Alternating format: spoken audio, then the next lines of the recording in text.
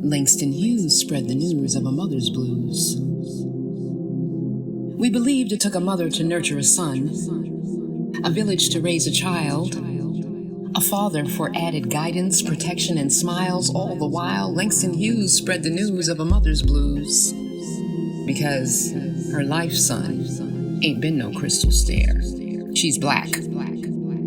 Or brown, with kinky hair coiled and tightly wrapped like perseverance's grip and choking out despair. My climb, my ascent on life's staircase, meant to inspire nerve and serve as fodder for your intended greatness.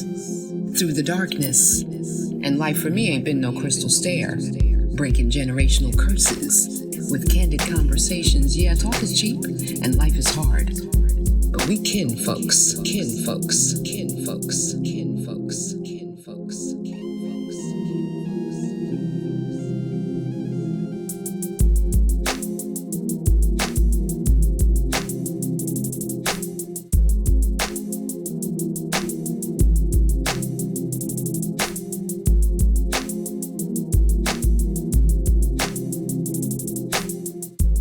Hello, everyone. Elle Monique here, mommy and host of Kinfolks.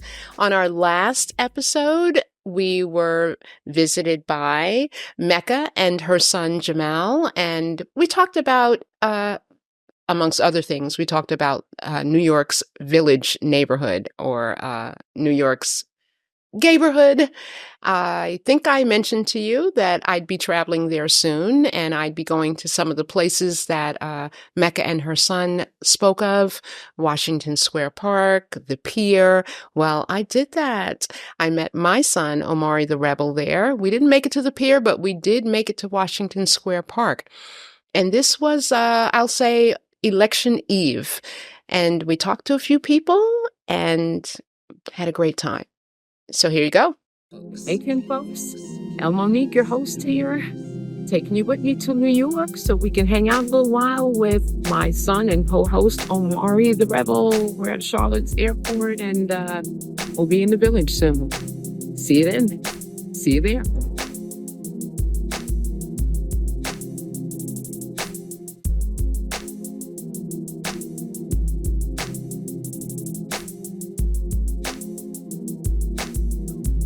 Elle Monique, Omari the Rebel. We are in Washington Square Park. You heard Mecca and Jamel talk about Washington Square Park and the Pier. Well, Kinfolks is everywhere, and we are here in New York. Right, Booker? Okay.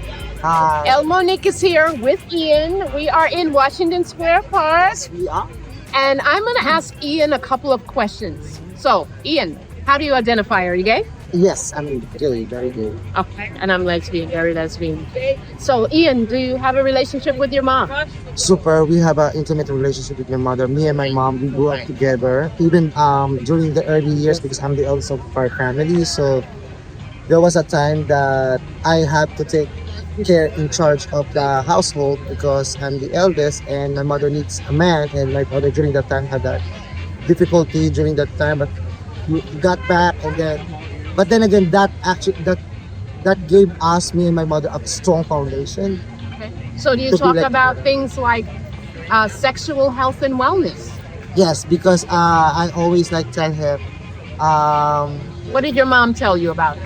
Anything? Yeah, she asked questions about my same sex or my baby. Really? And during my younger years. That's wonderful. But I'm 41 now, Miss Billy. How did that make you feel? It makes me super intact with everyone. I give really, until now, nothing, my values are well intact. I'm very courteous, still I know, because I know my position in this world. Okay. Thank you. Thank you so much for sharing. Kinfolks, everyone, like and subscribe. You guys, are y'all married? Are you partnered? We're married. For 14 years? 14 years? Sorry, 13 years. Black love, longevity, I'm loving it. Are y'all originally from NYC? I'm from New York, yes. Originally born and raised in the Bronx and Washington Heights. And I moved to Ohio. That's where we met. And we just recently moved back to Brooklyn about a month and a half ago with the kids. Nigel, where are you from? Columbus, Ohio. We're sitting here in Washington Square Park, New York's gayborhood, an area that's known for diversity. Do you have any concerns about the upcoming election? I wouldn't say like concerns, just, hopes that things get better. But I think it starts with us. It starts with our community. It starts with us projecting, positivity on our young ones, because that is not a big thing this day and age. A lot of people, especially us as, like you said, black and brown people, we tear each other down. And it starts with us. We have to uplift one another. We have to believe in ourselves and our children, our community, and it starts with us. And in order for us to do good things and to spread good things, it has to start with us. And our kids look up to us. So the things that they're watching on social media, all of those things, it's raising our kids. I don't like it, but it's something that's happening, and it could turn into a positive thing, but it has to be portrayed as positive in order for them to review it as a positive thing and to take it in as something positive. 1 second. You see, since you mentioned children, as a matter of fact, this platform right about here is about conversations, about making, uncomfortable conversations inside of the family much more normalized, especially with me and my mom. She is an out and proud lesbian who works in sexual health well. But what I wanted to do is I wanted to see if there's anything that we can do to get the information to people who may be exposed, or what should they do when they feel like they may be, and what can we do about the stigma as far as how we can talk about potentially being exposed. Decreasing stigma and normalizing anything is only going to be possible with education and awareness. That's how you do that. As for what people can do, you can email us at kinfolks365@gmail.com. Any information that I have, any resources that are available when it comes to health and wellness overall, that is mental health and wellness, physical health and wellness, sexual health and wellness. It's a whole person-centered approach. Email us. Moving forward, I wanted to actually get to know you guys and get to weigh in on a little bit more on what you guys think and what you believe. Because like I said, this platform is about destigmatizing conversations around sexuality and sexual health. First of all, if you guys are comfortable sharing, do you believe that any people in your immediate family or any of your children identifying as queer? So I think one of our kids may be, which I'm perfectly fine with. We are both, I think we agree that we are perfectly fine. We've had a family member call them out for it, which I think was extremely disrespectful. But, that's family sometimes, or so-called family sometimes. But I think that, like we said, it starts with us. And as long as our kids know that we have their back no matter what, I think that it'll give them the confidence to be exactly who they want to be. As long as they respect themselves, I don't care what they are. As long as they respect themselves and they know that we love them from the bottom of our hearts. That's all that matters to us.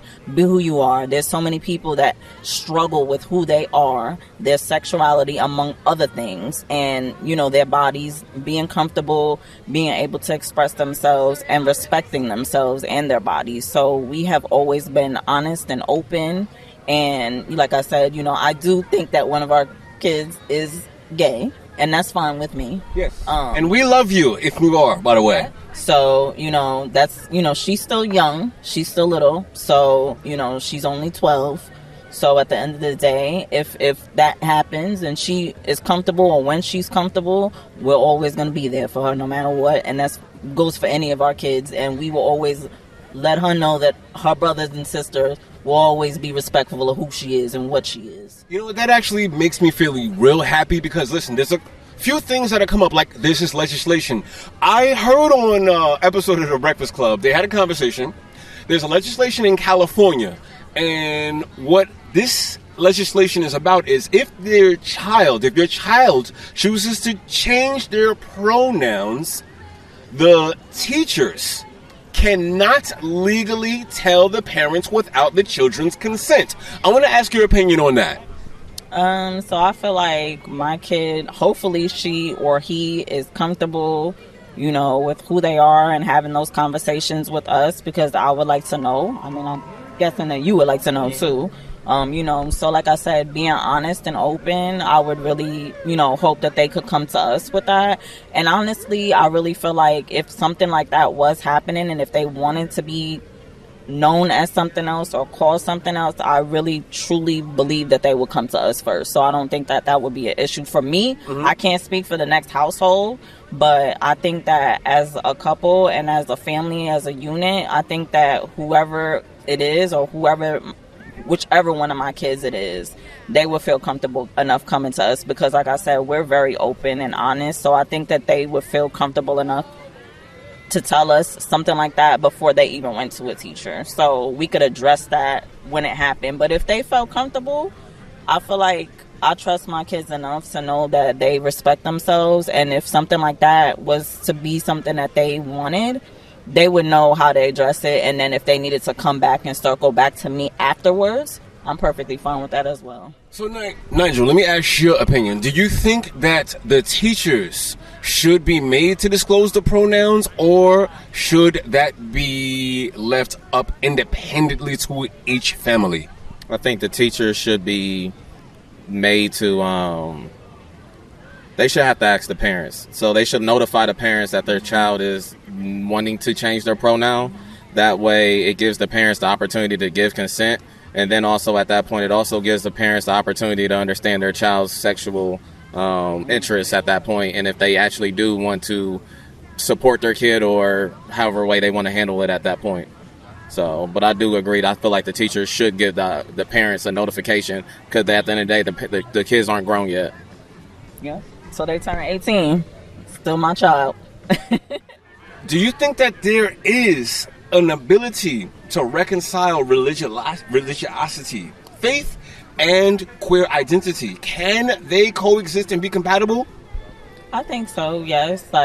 I think, like we said, it goes back to the respect and respecting yourself and respecting who you are. So if you respect who you are, then nobody can judge you. Like, no higher being, no person, that's your belief. So I think that we place our higher being and our belief on so many things in life, and, that shouldn't be a thing. So at the end of the day, who you are has nothing to do with your religious belief or,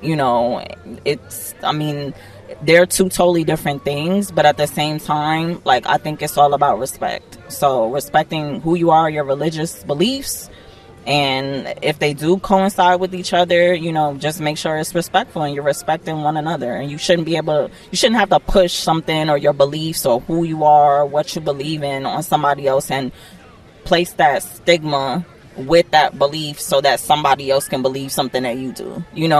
When you believe something, it's what you believe. If another person believes something different, respect that. We should be able to have cordial conversations. You should be able to believe what you believe. I should be able to believe what I believe. But we should also be able to talk to one another as, human beings and understand those beliefs and respect them. Yes, I want to thank you both for giving us an opportunity to invite you on our platform and share your beliefs. And thank you both for the great job that you seem to be doing as parenting. And I wish y'all continued years of love and bliss. And we're back. I hope you enjoyed that brief nostalgic trip down memory lane. It is nostalgic for me because I am a native New Yorker, though I have resided in Charlotte, North Carolina for almost 20 years now. Today, we have two new guests. Kinfolk is about mother/maternal and son relationships. It's about us changing the landscape, changing health outcomes, one conversation at a time. I'm so happy that you've decided to join us. And today, we have two new guests with us. We have Aly, a former house mom of moms, the icon from the International House of Vera Wang, and her son, JV, also from the International House of Vera Wang, and the Carolina Prince. They're with us today, and I hope you're out there welcoming them the way I am. So, hello, Aly. Hello, JV. Thank you for being here today on Kinfolks. How you doing? I'm great. What about yourself? I'm trying to think of what to say. Wow. How am I? I think I'm like a lot of people in the nation right now, and particularly a lot of people that share my intersectionality. That's the word for the day, y'all. Intersectionality. Kimberly Crenshaw coined the phrase. I know I've spoken about it before. I'll say it again. My intersectionality comprises me being a woman, me being Black, me being lesbian. There are other things, but those are the things that were put on blast for me. Those are the things that have me in a position of feeling a little, plenty of trepidation and a little bit nervous. Those of you who don't know, Project 2025 is real. And so much of it assaults who I am when it comes to my intersectionality that I don't really know how to feel right now. I'm not really sure how to feel right now, other than disappointed. I am a little disappointed, I will say that. But this is not about me and my disappointment. This is about how pleased and proud I am to have you both here as guests, and our audience has the opportunity to learn a little bit more about you as you navigate some challenging conversations between you and your son. So let's first talk a little bit about you and your son. When I introduced Kin Folks, I said it was about mother-son relationships. I emphasized maternal figures. What I didn't say is that there's a difference. We are kinfolk, and we are family, and there's a difference, for me in particular, between relatives and family. For me, the difference would be that family is chosen. Relatives are not. They're just kind of put on us, two people we didn't know. Yeah, they are. And when I think about it and what that means sometimes in my own life and in the lives of others, what I've come up with is that it means that two people that we did not know had a roll in the hay one night, unprotected sex, and now there's you. So, family, on the other hand, is chosen, and we have the opportunity to align ourselves with people who we feel not only love us, but have our best interests at hand, who support us, who pull our coat when we're not being our best selves. Yes. Family does that. So I'm curious as to your particular dynamic. When I introduced you, I did introduce you as members of the International House of Vera Wang. And as you can see, Aly is quite stylish, so I am not surprised that the house she'd be affiliated with would be Vera Wang. But for those of you who are sitting there thinking, house, what are you talking about? She lived in Vera Wang's house? And not quite. It's a little different than that. Definitely is different. So you want me to do it, or do you want to give the audience an idea of what is house community, house ball community? What is that? So house ballroom community is pretty much your chosen family. And when I say chosen family, it's like you said, it's the mother, the father. You have like the founding father of a house, which shout out to Jody, which is our founding father. And shout out to our overall mother, my sister Emerald. Emerald and Jody. Emerald and Jody. I'm going to need you to hit that subscribe button right now. Aly's giving you props and a shout out. We need your support. So they are founding house mom and dad. Yes. Okay. So you just bring like people to the house that you see something in. And you become a family and you compete at competitions that we call balls. Okay. So it sounds very akin to like drag community with a couple of differences. That's where it originated. Thank you. My understanding is that house community is more Black and brown, more Black and Latinx focused, embracing Black and Latinx culture, and extends beyond dress up in a pageant. Yes. Okay. All right. So how did this happen? Like, how did because you're a family, because you're chosen, can you share a little bit about, well, how did all that happen? Did you choose your son? Did your son choose you? Like, how did this all come about? Especially at your young ages. Because you look about, You want to tell your story? I don't know, 23 years old or something with a son who doesn't. How old are you?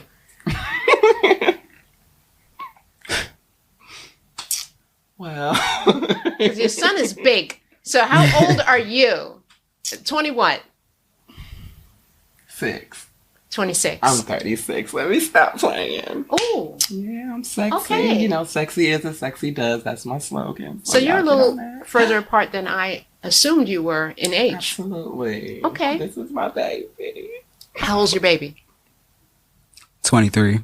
Okay. So back to my original question. How did this happen? How did it come to be that mom and son? You want to go first? Or you want me to? Sure. So the first time I met Allison was through my godparent, my godmother. Her name is Bianca. She's the founder of Giuseppe Zanotti. And that was back in, if I'm not mistaken, that was, I'm going to just say 2020. I can't remember the month, maybe April. Okay. Yes, April 2020. We met at an Airbnb and we got introduced to each other. Yes. She was the Carolina mother at the time of the house of Giuseppe Zanotti. And I am currently still living in the Carolinas. So she was my parent, but only she was just the Carolina parent. She wasn't like my personal mother at the time. Okay. So from that, we just grew and got to know each other a little bit more and stuff just started connecting. I do remember when it was days when I just would just call her, like no reason, just call her and she would just answer the phone and just talk to me about random stuff and I would just talk to her about random things and she would always be vulnerable with me and with that we just connected. I also remember when I was working at Bojangles. I just got out of high school and I was working at Bojangles. And she was kind of like pressing me about, you know. Oh, do share the tea. Yes, she was kind of. I know it's a coffee cup, but this is still tea. She was pressing me about her being my personal mother. And I didn't know how to go about that at all because I already had, prior to her, I already had parents that I called mom, but it was just some stuff in the house community or not in the house. You're saying genetic? No, not genetic, not in the house community, but just in the LGBTQ community. Okay. So, stuff did arise between me and that other, and I cut them off. So I had a little bit of trauma. So when she came along with that, you know, wanting to be my personal parent, I was just kind of like backing her off, like, I don't know. I don't know about this. Yeah, like, I already had the experience. I think I'm good. So, yeah, she was just like, I can't remember exactly the words, but I just remember stepping outside of when she called me, and I would answer. Like every time when she called me, I would just answer. Like even if I'm at work, she calls, I answer. I'll always be there. Sounds like she convinced you that she could support you in a way that you'd feel safe. Absolutely. Yes. I imprinted before he imprinted on me. I imprinted because I love him so much, and he knows that. We met in Atlanta, Airbnb, and when I first saw him, I just was like, he is just so little, and he is so cute, and he reminds me of me before, you know. So I saw him voguing at the ball, and I just was like, that baby is dancing. Yes. So when we actually got together, like, I was like, I don't care what you say. I am your mother. I am your mother. I am your mother. I am your mother. So eventually, like he said, he had another mom. And I was like, well, you need to choose. Because I am the mother. What did that feel like? That sounds so put on the spot. What did that feel like? It felt like she was giving me an ultimatum. Like Sounds I'm like it. If I don't pick you, then what? But eventually I just kept. I still have the other mother. Mm-hmm. She at first, I call her my butch queen mother. But this is so gay. She has JV has 2 mommies. Yeah, so I'm special. But she has transitioned as well. What does that mean? Transitioned. So she's not a butch queen no more, but now she's a woman. What is a butch queen? There are people out there who have never heard that term. What is a butch queen? A butch queen is a gay male that has feminine qualities. But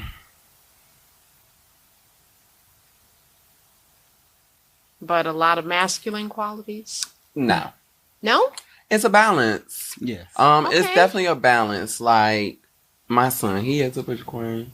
He has his feminine moments, and he has his moments where he's just chilling right back with his masculine energy. Okay. So it's a balance. It's a balance. So previous mom was a butch queen. Yes. And that mom, you said, is now transitioning, meaning that that person is on a journey to transition the way a transgender person would transition? Correct. Okay. Mm-hmm. And you haven't, mom might find out about all this. So she will. So are you keeping them both, or are you making the decision to lean more into one mom than the other? Where are you in this journey? No, I'm keeping them both because both of them play they play different roles in my life. So I'm definitely still keeping them both because I met my mother. She lives in New York. Which mom? Are we talking butch queen? We're talking about the butch queen, but see, I don't want to say butch queen and because that person, out of respect, right? Okay. Correct. So formerly, yes. Okay. So now we're talking a woman. Yes. A woman. Okay. So absolutely. In making that transition, we're going to affirm this person the way they would wish to be affirmed. So, woman, mommy who lives in New York. Yes. Yes. Okay. Okay. But repeat that question.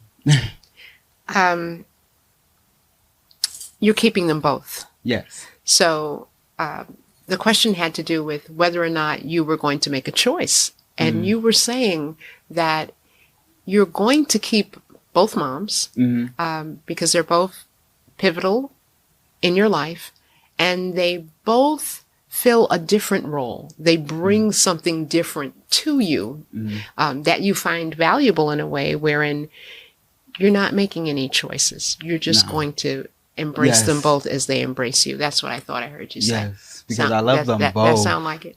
I love them both. And my mother, my New York mother, she had found me when I was living in New York, because I'm originally from New York, Bronx. I did not know that. Yeah, so I met her over there. She's from the boogie down, y'all.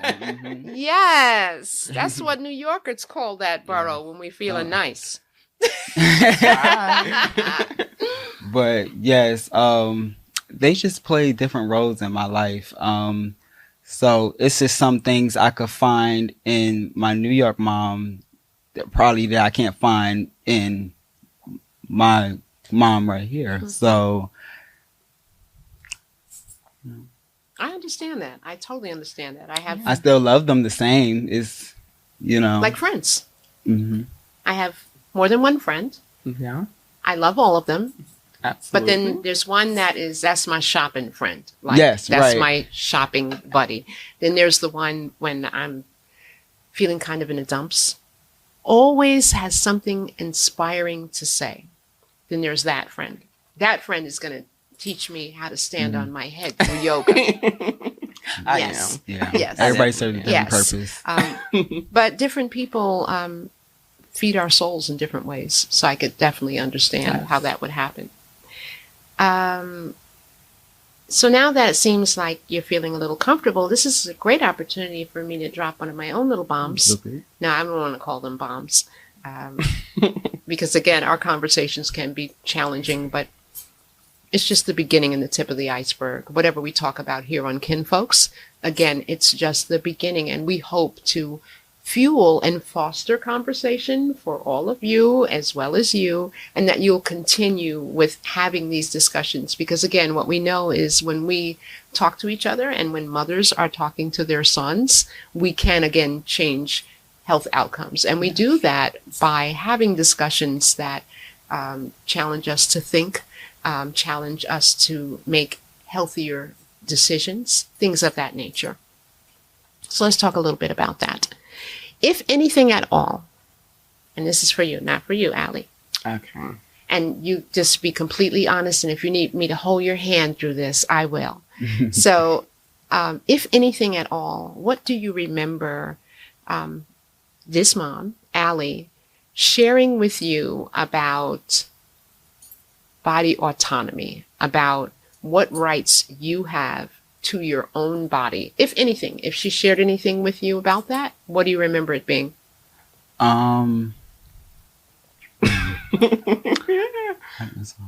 if not, then we'll move on. But if you remember something, do you remember any conversations, any talks with you about you having agency over your own body? Not in particular, but I do know my mother expresses that everybody is not meant for you. Everybody is not worth your energy. Okay. So you cannot feed everybody your, energy, because it might get your energy like depleted in a way. So are we talking metaphoric here? Or is this a sweet way of saying, don't be sexing everybody because they're not worthy? Or that, right. Okay. I love how you put it though. But I too believe in energy. And so it could be both or one of those things. It could be intimate sexual energy or not. I think they're both valuable, and we need to consider who we're engaging with either way. But that's some of what I'm talking about, though. So that sounds like she did have some conversations in telling you that don't share yourself with everyone, if that's what the message was. Because everybody don't deserve you. So she definitely has installed that into me, and I definitely took a lot from that, and now I know how to navigate through different relationships on my journey. Okay. Aly, how hard was it to have that conversation? That side just gave it away, y'all. As a mother, JV really taught me how to be a mom, honestly speaking. So when I had to talk to him about it, it just was because you're young, and I know how a lot of you old heads in the ballroom community are. I really had to instill in him they're going to be after you because you're handsome, and everybody is not meant to touch you. And at the time, he was young, and he was like, "Oh, Ma, please." That's his favorite line with me. "Oh, Ma, please. Oh, Ma, please." They not looking at me, but they are. Okay. And for my baby, you gonna hear about it if I figure it out. So it's just one of those things where I just was like, I'm gonna get on his nerves. And I know he's not gonna want to hear this, but he has to hear it. And it has been a time where I used to constantly say it to him, and he got upset at me one good time. Oh. And he stopped talking to me for 3 weeks. Over that? Baby, I was so sad. I was so sad. Why? Tell us, but why? What happened? Was it what she's describing, where it was okay, I'm just tired of this? So, me in particular, I I like being right. And like, so when she's basically telling me something that's for my good and I know deep down it's right, it's like, girl, I don't want to hear that. Please. But in our reality, it's like, you know, she has a point. I know it was definitely, she used to call me boy crazy. So, you know, I like the boys, but, it was definitely this one boy and he was just like, in a sense, playing with my emotions. So I'm trying to remember like exactly what happened. Try exactly remember what really happened. Can you help me a little bit? Because I remember what happened. Please, yes, because it was just a lot. It was a lot that was going on. This individual, I kept saying, you know, in the scene, this person is related to you because I consider them something to me. Now I don't. Now I don't because it's the whole thing of when you crossed my baby, you crossed me. So it was a situation where my son got scared because of you, dealing with you. And I was not happy about it. And I just was like, son, this is why I told you. Everybody is not meant to touch your body. And I know, because he was young, and he was boy crazy. He's not anymore, but he was boy crazy.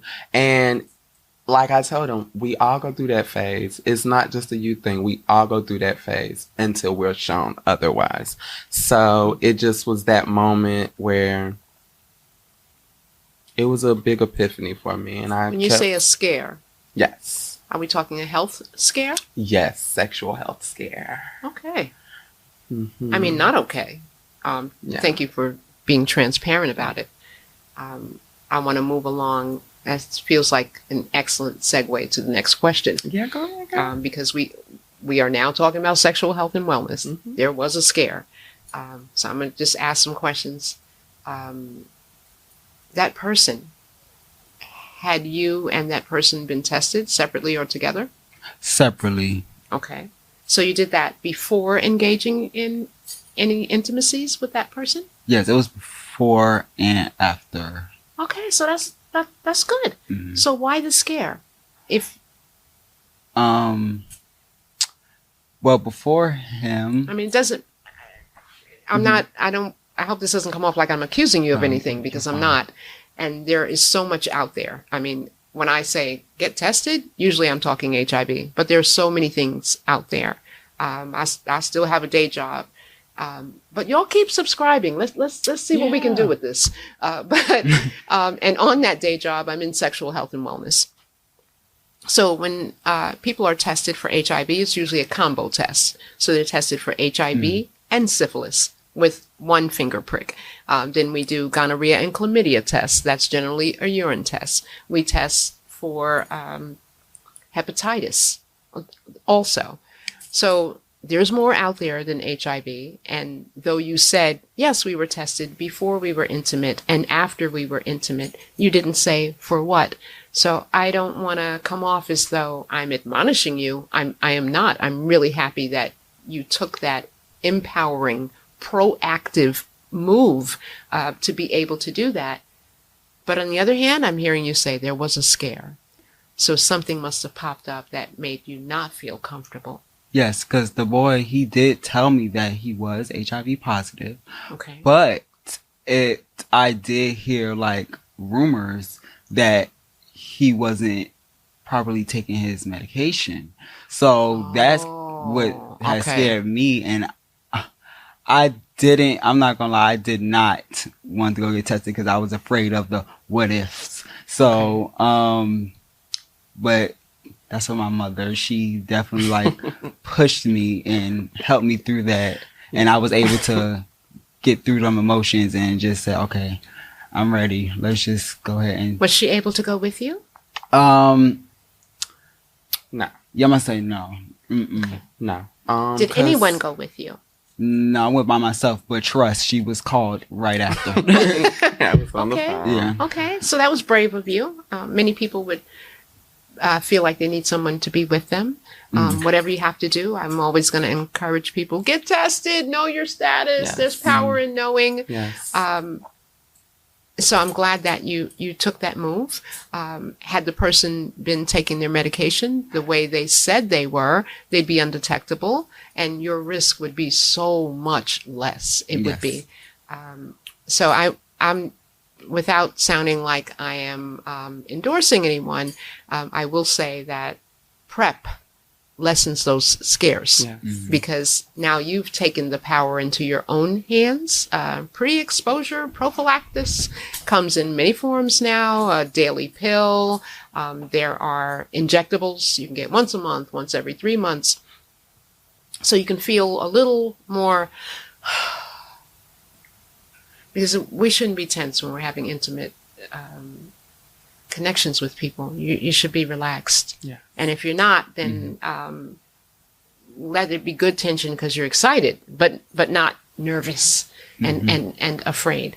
Did everything work out okay? Yes, everything did work out okay. And I was definitely one of them people who didn't know too much about HIV, because honestly, I thought you could have got it from kissing, like, or little stuff. And because me and a guy, we didn't even really do that much, so I was afraid for nothing. And that's why now I even teach my house members. I always express to them, like, y'all go get tested and do what you got to do for your sanity, because you just don't want that to like take over your mind. Because it's draining. It really is draining. I've been through it. Stress is draining. Yes. It is. So that's why you just have to educate yourself now, because it is a lot of resources out there that could help you. So I try to really push that narrative now. Good. I'm still a trained tester, by the way. You can call me. I'll come to the house. Awesome. Yes, most definitely. Now I know. What was all this like for you?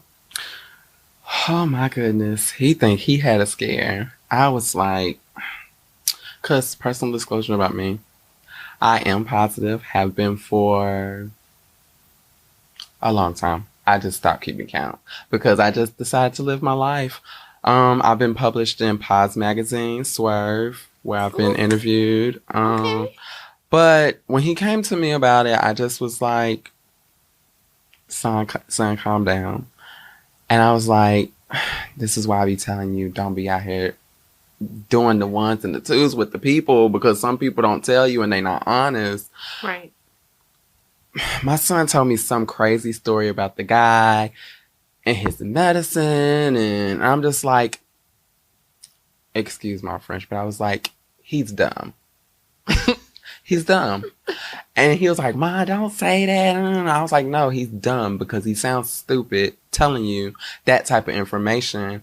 And I just was like, if he's undetectable, it's no way you can catch it from that. I said, but if he hasn't been taking his medicine and he's freshly diagnosed, then you need to go get tested, son. So. Are you undetectable? Absolutely. Do y'all see me? Can you look wonderful. Can you share a little bit about how you got there? Like, what is your personal healthcare journey wherein you can now sit here and say, yeah, I look good, I feel good, I'm undetectable?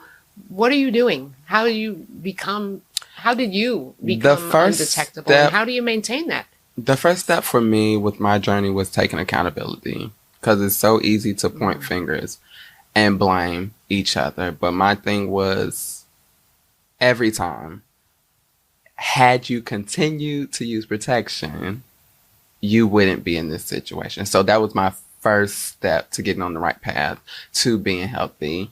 By yourself? That sounds like a lot. I mean, yes. Did you just... yes, it was by myself. I need to be more accountable for my own actions. Absolutely, because... Wow. I had to tell myself, like, you can't just sit here and continue to beat this person up because you already know what it is. But at some point, you realize you absolutely have the power. And I had the power to say, hey, baby, no, gonna keep using protection, but I didn't, because that word love, that word love will get us in trouble every time. But I took time when I moved to Charlotte, and for like 3 years, I was not in care, but I was on this little dating site. And this guy had reached out to me, and he had been stalking me, and I usually get stalked. It's so weird. And he was just telling me about Rosedale Medical Clinic. Shout out to my clinic, to my Dr. Ashley. Girl, I love you. But I got there, and they took great care of me, and they told me, like, you know, your body is amazing because your immune system had already started fighting it. So I got into care, and now what it looks like for me is being consistent with my medicine, and consistently keeping my body in motion. Like you said, the headstands. It's all been a healing Stretching journey for and me. yoga. Yes. What about up here? Mentally, is there anything that you do? I believe that everything is mental first. It is. And when we start healing, everything. it's our mindset that Absolutely. Prompts us to begin healing. If you believe that, what has helped you so that, yeah, I'm strong, you can sit here now and be transparent and be healthy? Affirmations. Like you said, it starts with a thought. Affirmations. Because it's so easy to go to the negative side. So I can wake up every day and be like, oh, I'm positive. Oh, what am I going to do? Nobody's going to want me. But no, I look at myself and I say, Allison, girl, you sexy. You got it going on. Girl, you are so healthy. And you health are. Is wealth. Thanks, Boo. She is. But that is really how I take care of myself, because I've been in positions where I've been torn down. And I've been in positions where I've been in a really, really dark space, and I just would not think anything of me. And for a long time, like even at my childhood growing up, I always thought that I was unattractive. I always was made to feel like I was ugly. But once I got it, I got it. And now we're here. So. Wow. Yes. Wow. That's a lot. Yes, because you're your biggest self. You're the biggest critic in your life. So. Oh, I'm a Virgo. I know that to be true. Oh, you're a Virgo? Me too. Yes, Oh, I am. So I know that to be true. Yeah. Most of y'all think that Virgo is the most critical of all of the zodiac signs, and that may be true, but what you're missing is we are most critical of ourselves. Absolutely. First and foremost, a lot of us suffer from imposter syndrome, and we hold ourselves to standards even greater than you think we're holding you to. So just be easy on the Virgos. Be easy on the Virgos. And welcome, fellow Virgo. So, did you know all this? Yes, she did sit me down one day and told me about her status, and honestly, I didn't know how to feel. Like, I felt a little sad. Like, I did feel a little sad at one point, because I just feel like, you know, somebody that she trusted and somebody that wasn't honest with her kind of robbed her from, you know, having that, what society says, a normal life. But she just from her just being vulnerable with me, it just helped me kind of following her footsteps with being HIV positive, and like being able to go ahead and just be comfortable with getting tested and knowing that things are okay. Like, everything is not going to be bad. You know, the outcome is not going to be bad. And if the outcome is something that you don't want it to be, you know, you make the best out of it. And that's what she has taught me. So does that mean you are living with HIV in your body or not? No, I'm not. Okay. I'm not. So, But but that's that experience and her vulnerability put you in a place of comfort where it did. no matter what the outcome, you know that you can have this discussion with her. Because one thing she really has taught me that was just like, if I can't remember nothing else, like the one quote that she said to me was, "Don't stress over anything you cannot control." And I literally live by that. Like, that is so powerful to me. Like, because Wow. why am I getting myself worked up for if I can't do nothing about it at that moment? Like, and what am I going to do about it later on? So Let's not turn this into my personal therapy. listen, I'm listening like, she told you to say that to me? Listen, Okay. we are here for healing, so. Because I am that one, honey. I will get worked up and have to remind myself that I can't control this. Don't let this take up too much space in your head. I have a little brother that is one of my best friends. And the roles flip-flop between us. You know, I was born first, so I am the big sister. That's right. But he's loving and smart, and if he weren't my brother, he would be my friend because I actually like him. He calls me on my shit when I'm not showing up as my best self. And recently he sent me an Instagram.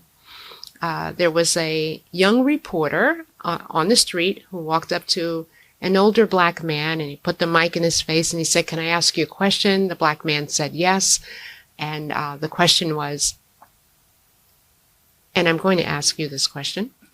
The question was, if you could go back, the man said he was like 56 years old, right? So younger than me. And he said, if you could go back, the reporter is saying, if you could go back and speak to yourself at 20 years old, what advice would you give yourself? So before I tell you what he said, and how thrilled I was that my brother shared this with me, and though he's younger than me, there's still so much to learn from him and so much I appreciate about our relationship. It's really candid. We're both critical thinkers, and that means we don't always agree. But we have worked diligently in our conversation to get to a point wherein even when we don't agree, we're still affirming each other's feelings. And it's made all the difference in the world. So I'll tell you the end of that. But first, I want to pose a similar question. So if you could go back, well, you're a little young, so we can't say 20. All right, so let's say to when you were 15. When you were 15 years old, if you could go back there, based on your relationship and the things you've learned from your mom, Aly, what would you want your 15-year-old self to know? First, shout out to your brother, because you don't need everybody to agree to, you know, what you're saying. You got to have some people who, like, you know, this is not right. Like, you know, give me the true, authentic answer. Like, don't he said one. Don't sugarcoat nothing, you know, because I want to know. But something I would say to my younger self, my 15-year-old self, is it's okay to be who you are. Stop living for people and live for yourself. You know, wow. Mommy, and I'm talking about my biological mother, she might, because 15, I was just coming out. So, you know, Mommy, don't, because, you know, I'm just a people pleaser, obviously. She knows that. But that's a little Virgoism there. Yeah, so it's okay. I would always, like, in my mom's eyes, I would just want to know, like, oh, you know, if I'm doing this right, like, is this okay? You know, is this to your liking? But so, like, I would sit there when I was 15, I was coming out, I always knew that it was something about me that was different from the others. that was around me from my heterosexual friends. It was just always something different that I just couldn't like really pinpoint. But when I came to the consideration, like, okay, you know, I do like males. Like, it's something about males that arouse me. So that females can't do. When I came out, I had told my mother, like, I was bisexual. No one good and goddamn well. I didn't like nothing about no female. Okay. So that's what, like, was that easier? Yeah, you're right. Yes, that was easier because it's like, okay, you know, if I still like females, it won't be too hard. You know, just be like, okay, he's in my head. I'm like, oh, she'll probably think, you know, I still like females, so she'll give me like this pass. But you know, it's okay because if I don't like something, then that's just what I don't like. That's my prerogative. So, yeah, I would just tell my 15-year-old self that, you know, it's okay to be you, and you don't have to. You really just don't have to live for other people. Like, that's really it. How about you, Aly? Am I doing 15 or 20? You can do 20. Okay, so 20-year-old Allison, I would say to you to give yourself grace. I would say to 20-year-old self, I forgive you because we did not have all the answers. I would tell 20-year-old self to continue to keep going because eventually they're going to love you. I would tell 20-year-old self to also not live for other people, but live for you. And live in the moment. Just be present. And most of all, I would tell 20-year-old self to take your time. Yes. You do not have to move as fast as they want you to. Oh, thank you. I feel a little emotional right now. I'm so moved and pleased to hear this. And I am moved because, like a lot of people, and I have lived more than half a century, and a lot of us thought that by a certain landmark age, we'd have everything all figured out. Yes. Oh, by the time I'm 30, I'll be this. By the time I'm 40, I'll be that. By the time I'm 50, oh, please, I'll have it all together. Yes. And that is not true. And there was a point in time in my life where I allowed that untruth to frustrate me. Yes. If I had been thinking the way you are right now earlier, I think that I would have progressed to a level I still strive to reach a little sooner. Like I'd be a little further ahead because those things are so important. And you're not going to have it all figured out. As long as you are living and breathing, you should be growing and evolving. Yes. Changing. Constantly. So that doesn't mean you get to this point where, oh, I got it now and everything is all, no, you're not going to got it. It's going to take a minute. Hopefully you will have experiences that will teach you so much that you'll be able to embrace and enjoy life more fully.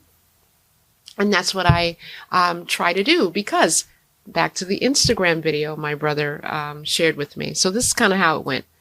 So the gentleman, the 56-year-old gentleman, took a piece of ribbon, I think it was paper, out of his pocket. And he said, look at this ribbon. He said, see, this, it is numbered. Now, I'm paraphrasing, y'all. So if you look up Instagram, don't come for me because I said the wrong word or whatever. But this is pretty much the gist of it. So he had this piece of paper, and he said the paper was numbered 1 to 100. And then he told everyone, he said, now, the average man lives to be 75, average woman lives to be 81. So and this was a gentleman talking. So he ripped off 75 to 100. Okay. So he was left with this. And then he said, I'm 56 years old. So 0 to 56, let's rip that off because that's already gone. I can't go back. I am left with this much of a ribbon. Okay. And there wasn't that much. It was about that much. And he started like this. And he went on to tell that young man, so because of that, I'm living my life with intention. I'm living my life like it's on steroids. I'm trying to be intentional about how I live, who I love, who I engage.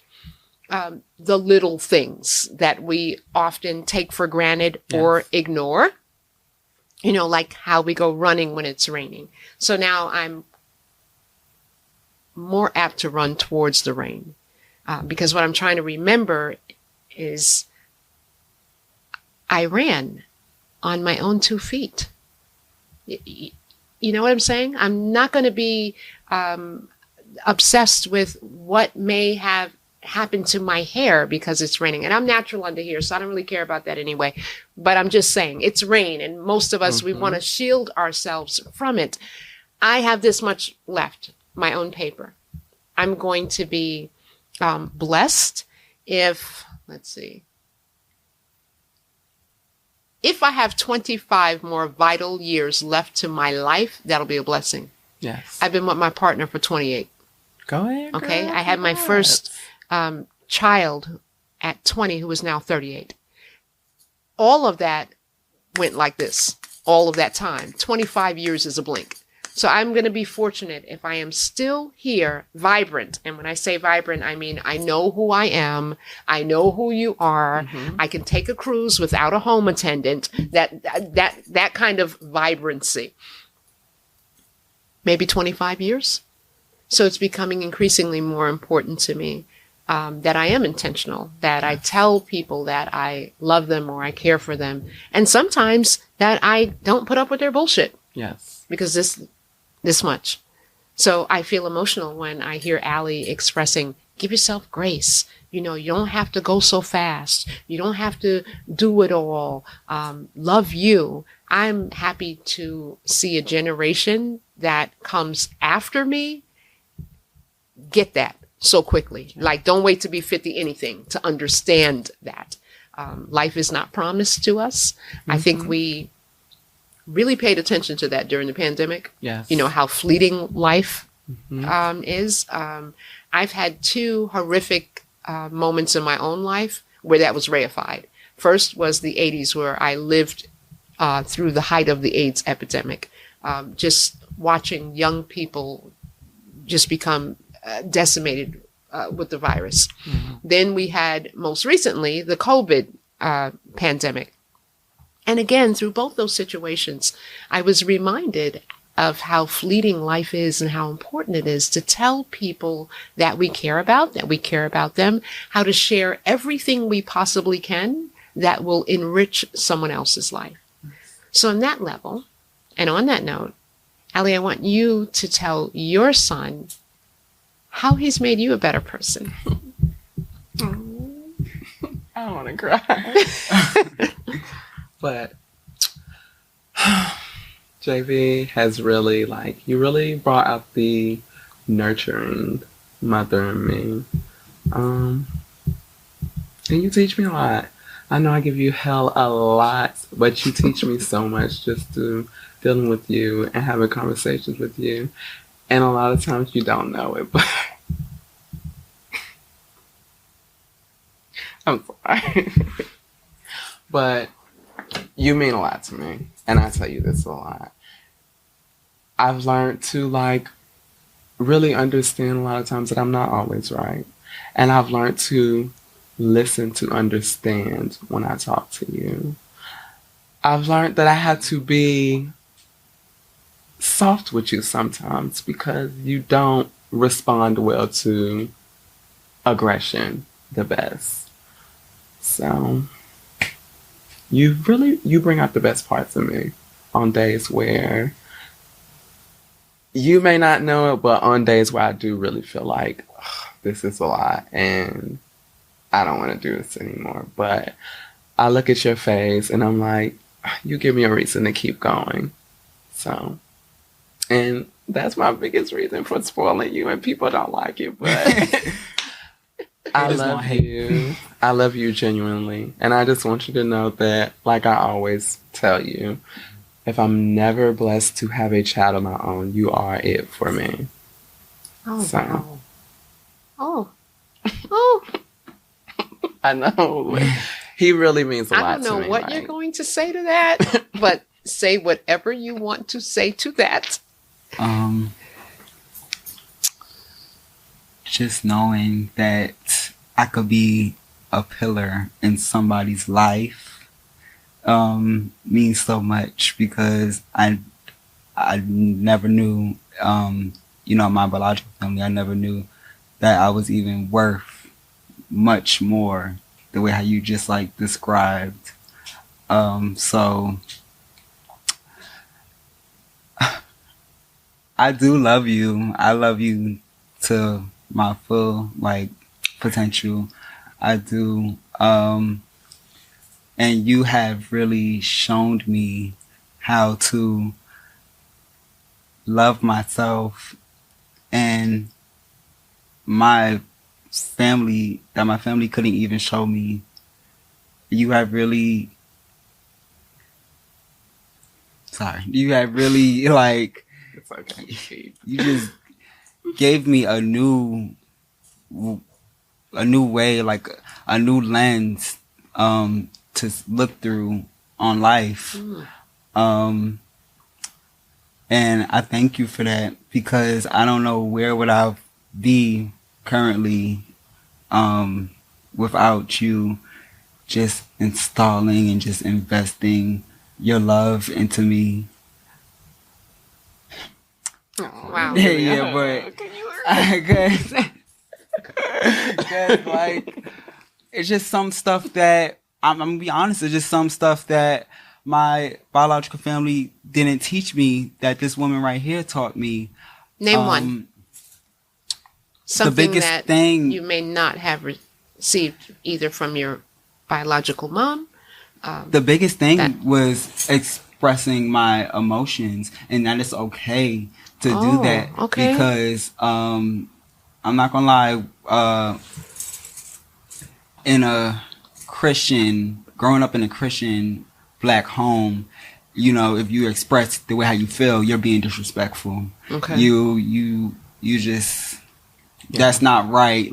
You should listen to and obey your elders. Okay. But she has really whether taught they me, be right or wrong. right, but she has taught me that it's okay to tell me how you feel, because I really had a hard time doing that, because I'm thinking of, oh well, I don't want to say nothing to hurt your feelings, I don't know if this is gonna sound right or anything. So she really has helped me through that, and now when I talk to my family, I could tell them what I want to say. And y'all heard that? Having a conversation equals some self-assuredness. That's what I heard, that there was a level of confidence in being able to express your own true feelings that you gained. And I think that's awesome. Has any of that changed any of your relationships with biological relatives? Yes, a little bit, because, my family, I still love my family. I believe that they love me too.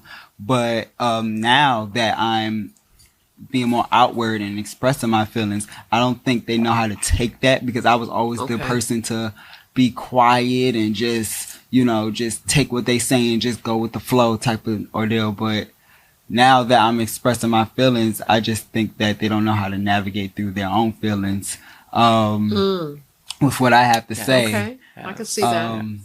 But they're gonna have to get ready for the empowered prince. It's okay, but I really do. I really, really do. I can't stress this enough, that I really do thank you for helping me through that, because I believe that was one of my traumas.